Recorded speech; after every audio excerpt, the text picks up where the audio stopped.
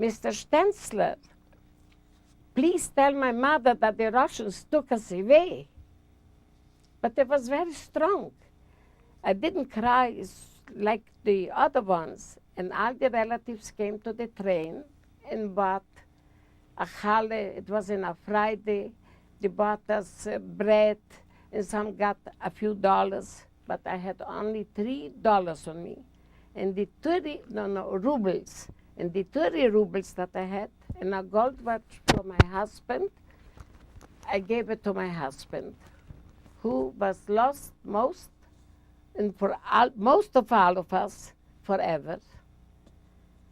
I was fortunate under the 1,000 people in 1943 to find him.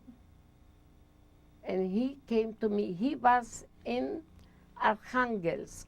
He was in Komi ISSR. Where you were taken from home, yeah, and then the reunion with your husband. You were taken from home. With him, but separated immediately. And you were taken where? To Siberia. Till after the Ural, Chelyabinsk and Omsk. And there when we stopped, the farmers came there from the kolkhoznits, and they said, you are coming with us. And on the way, we were strangers, picante, from the same neighbors. We were, for 4 or 5 weeks, we were on the road to Russia. And the train stopped once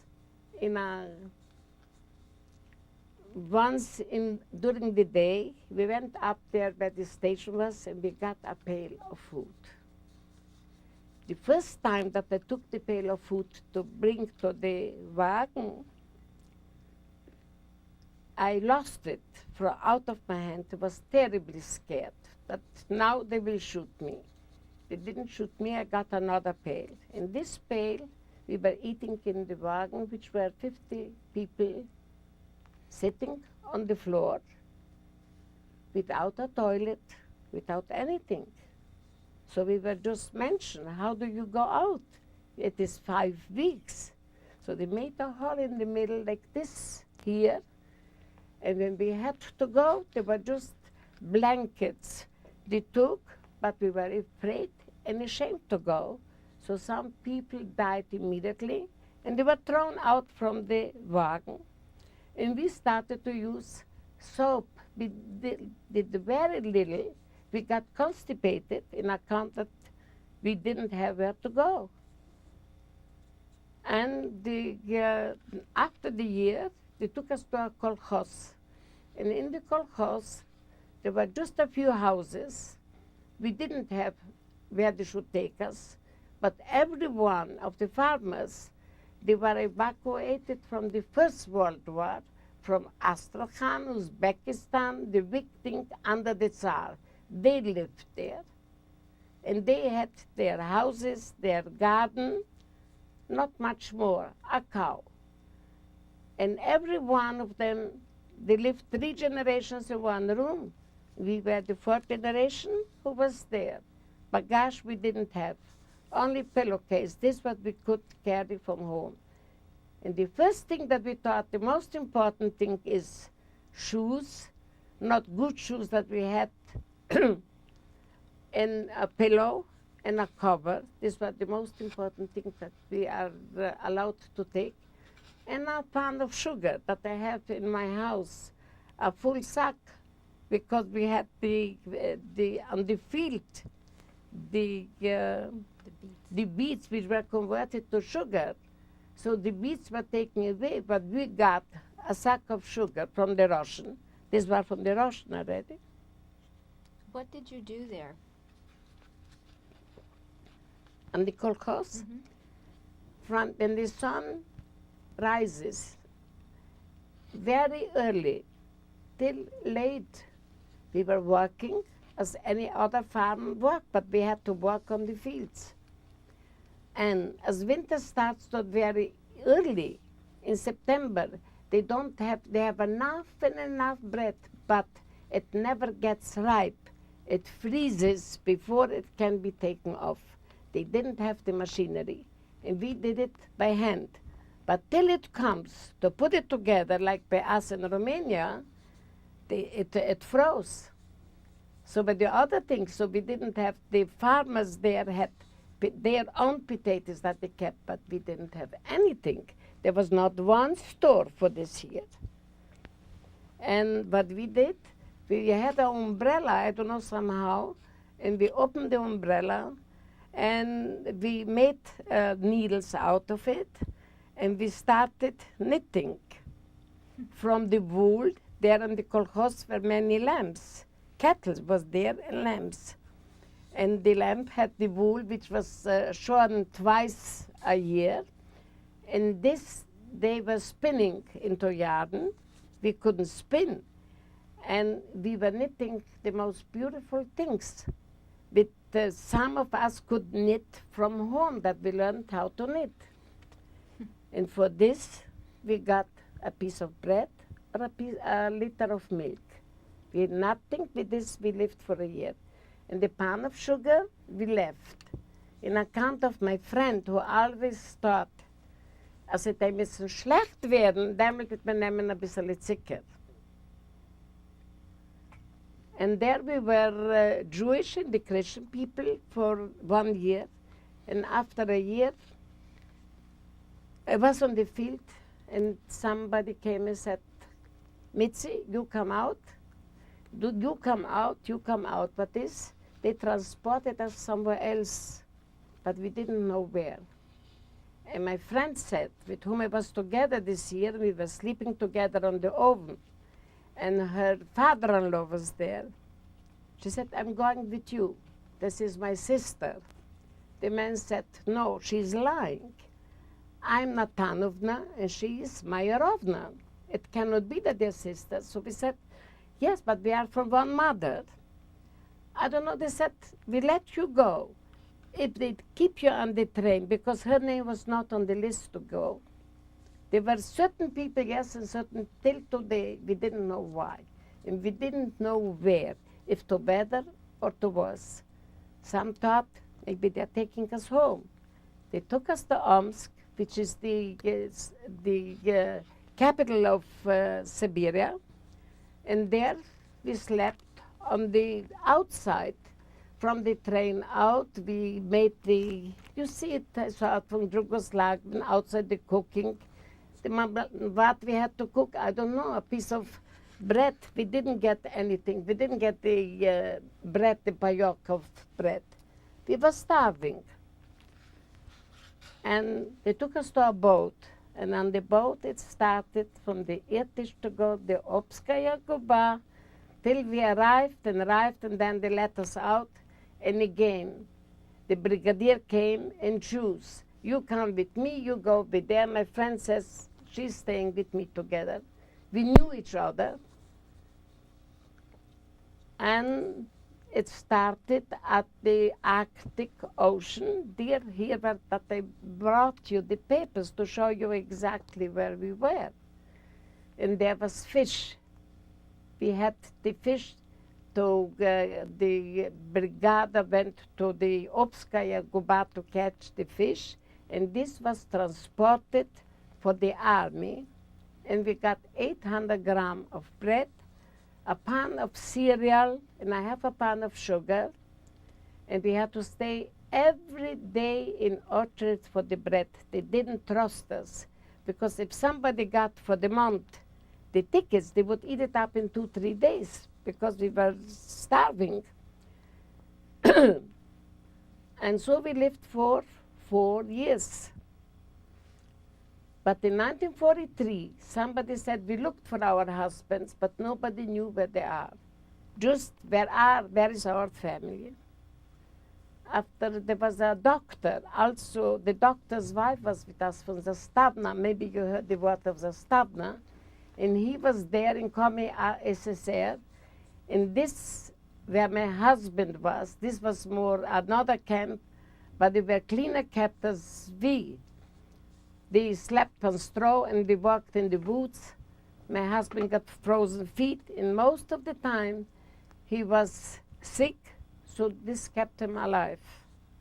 while he was sick in the hospital there, with the frozen feet, he didn't have to go to work. But at that time, somebody wrote a letter. The doctor's wives, she didn't want to give the letter. When she gave the letter, we started to writing to each incubide. My husband's name is Jacob Kerner. Maybe he is there. And in 1943, I became a letter. A letter came from the incubide. That incubide means the Russian. With a letter, your husband is there and there. They gave us the address. And I wrote to my husband a letter.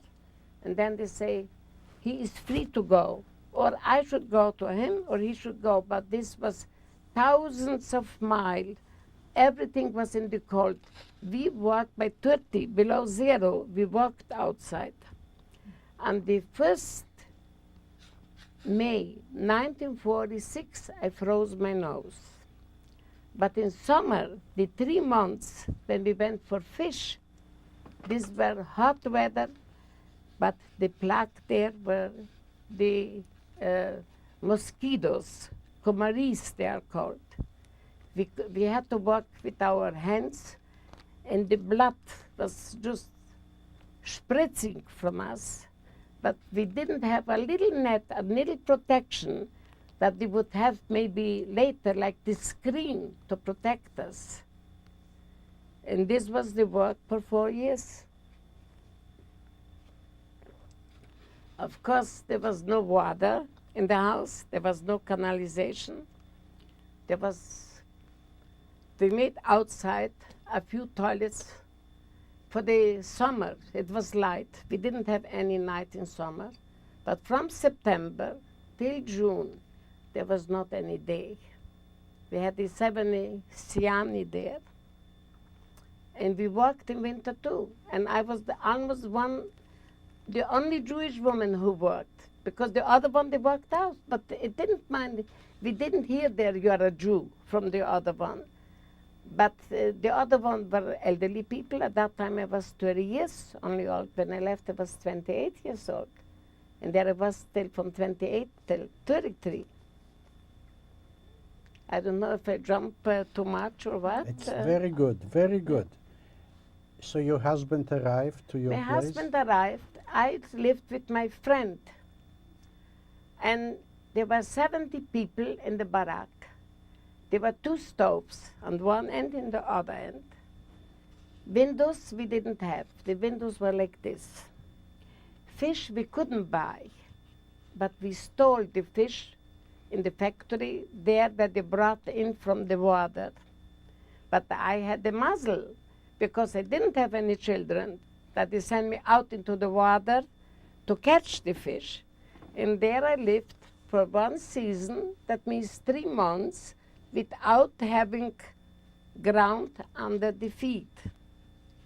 The farmers worked, they were used on hard work, but the Jewish people, they were not used on hard work. When I was working in the bank, I was just writing, typing. I didn't work in the fields, so they were stronger. But never did I hear that I worked a little bit less as them, as they sailed to bring the up and down, because they were sailboats. Then we walked in the morning till at night. Sometimes we saw the sun sinking, going down, but at the same time, a minute later, it came up. And to sleep, we went in the sailboat, in the big sailboat. Fishing, we went with 2 little boats to catch the fish. You don't catch the fish from the big sailboat. They're always attached to 2 boats. One that the workers, the 6 girls were working. On the other side was a man who was holding the net. Do you know how fish are caught or no? I was for 5 years there and I couldn't imagine. That the wood is up and the stone are down. And the stone, he keeps it, and it goes 1,000 meters, 1 kilometer it goes, makes a circle. And we stay for a while, and then we start pulling it in. Sometimes we can catch 1 ton, 2 ton, and sometimes one time 1 fish or 2 fish. And the brigade was there, 10 of the sailboats. And so we lived. In one of the bigger boats was the store that they brought bread and the fish. We were just stealing. They couldn't control us.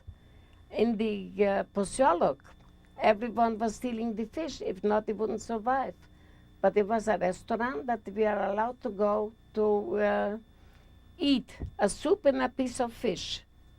We had to bring our spoon because they didn't give them. We have to pay for it because we were paid for the work there. 450 ruble. We were paid amount. But this was good enough to buy out the 800 gram of bread and the kasha and the sugar. The ice, we were very lucky. We had cushions, some feathers. I have the feathers still here. And the feathers are older than I am. They're older than 80 years. Because everyone who married got the cushions, and the cushion, the same feathers we have here now. This we brought till here. Any other things we didn't have to wear. What we had, we sold for a 2-3 pound of extra bread or a bottle of milk. In these circumstances, in 1945, I got pregnant. When your husband joined you, what did he do and how long did he stay? He was sick, he looked wonderful. We always thought, not seeing each other for so many years, how will he look? And when he came, he wore glasses. He was at that time in the late 40s. We thought we will not recognize because he got sick when they left him out. In Komi SSR, coming to me, this is a distance from 8,000 miles. He was eating garbage and he got sick, and in Tumen they stopped him. They took him to a hospital, and there I got a letter from him. And this letter I have, but I couldn't bring it. It got